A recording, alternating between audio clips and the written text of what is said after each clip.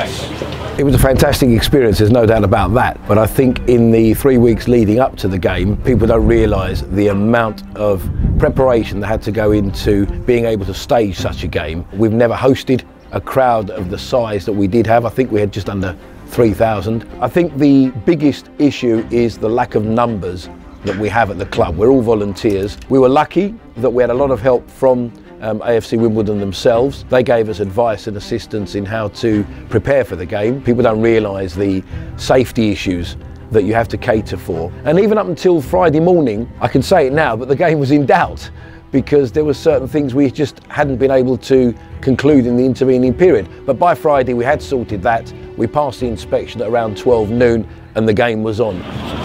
Here it is. The exposure for a club of this size was incredible. It's been superb for the area, for the local community, but we gave away to the local schools a number of free tickets for the FA Cup game. And since then, we've had a lot more contact with local schools, telling them about what we are, who we are, and what we can do for the youth of Haringey, which is paramount in our plans for the future. What was it like seeing the FA Cup trophy on your pitch? Oh, that was just a dream. I was banned from touching it, but I managed to pose for a photograph with it. The people from the BBC were unreal. Alex Scott, Dion Dublin, Dan Walker, they were so natural, so easy to speak to. What you see on the television is what they're like in real life, which is incredible, just nice people.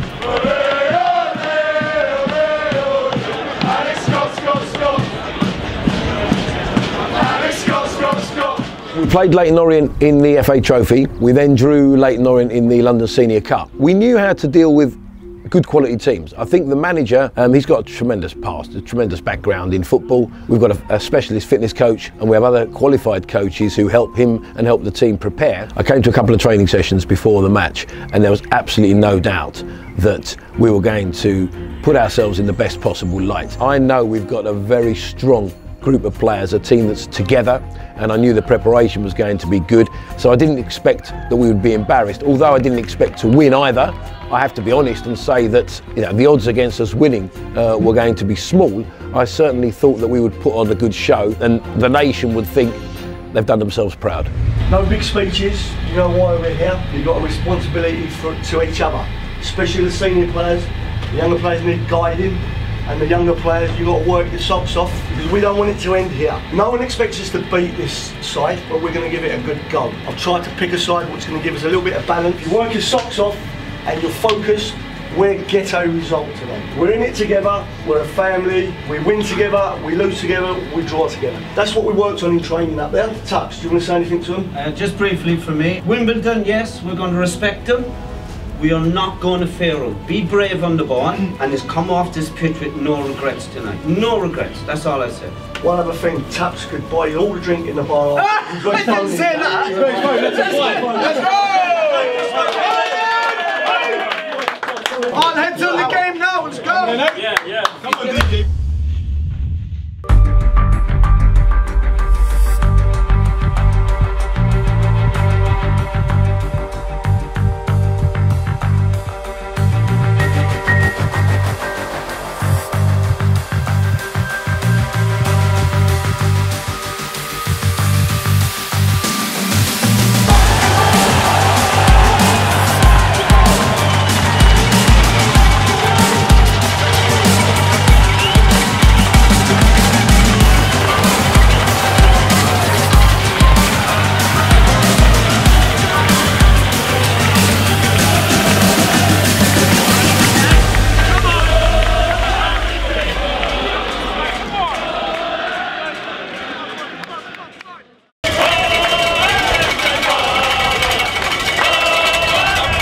The first 15-20 minutes didn't get a chance to see much of the game. There were issues obviously with getting everybody in and making sure they were safe. Although I did catch an opportunity that I felt we had for a penalty.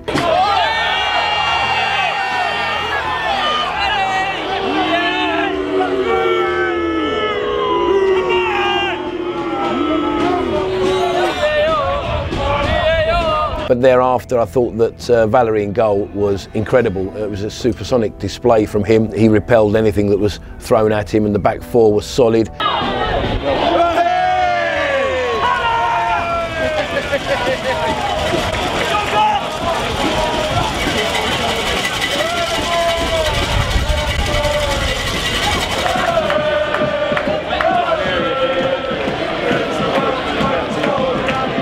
The weather made life difficult, possibly made it easier for the players, didn't make it so good for a crowd where there's no cover. You know, so many people got absolutely drenched that night, myself included. I stood on the side step at the main stand there. I got absolutely soaked. And to have so many people singing Haringey songs, the pride is indescribable.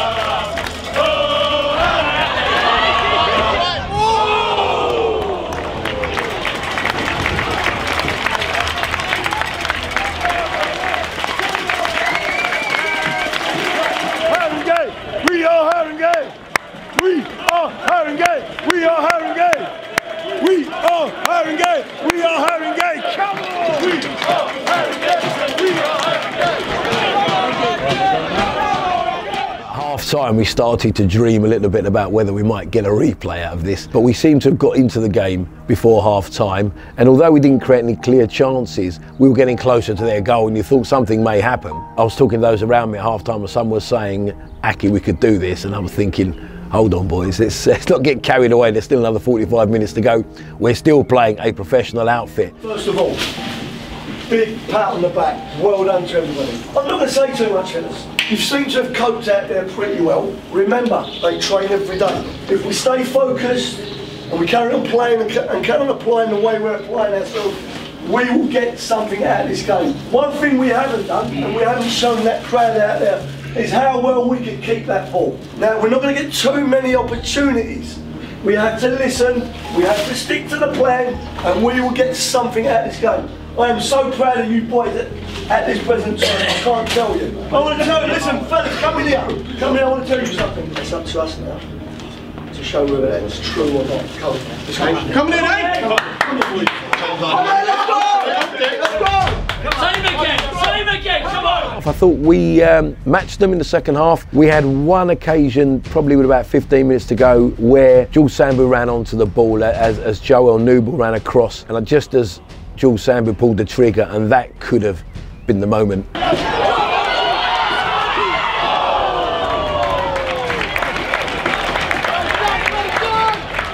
Shortly after that, we had obviously Joe Staunton's disallowed goals. I've seen it back on TV. Yes, he was offside. What can you say? But that would have been with 15 minutes to go, put us 1-0 up, and had that happen, you never know.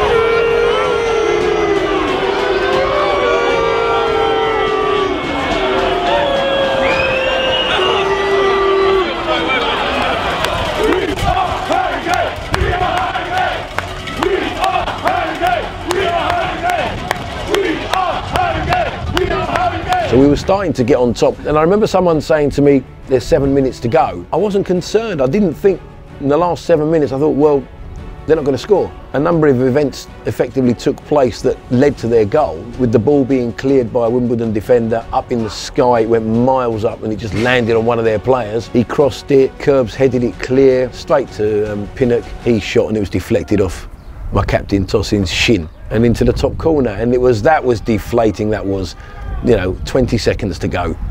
That just destroyed everything. I think it destroyed everyone. It was so difficult to be upbeat after the final whistle, which obviously took place a few minutes later.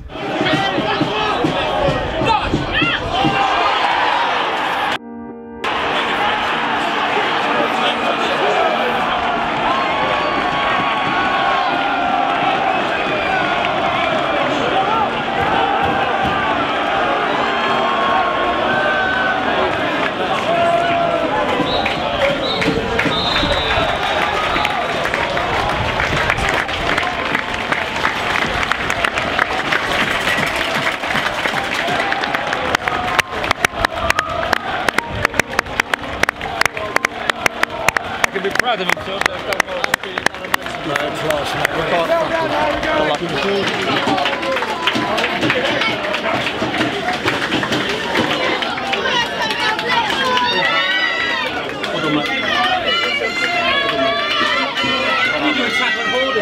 Good luck, chaps. Well, mate.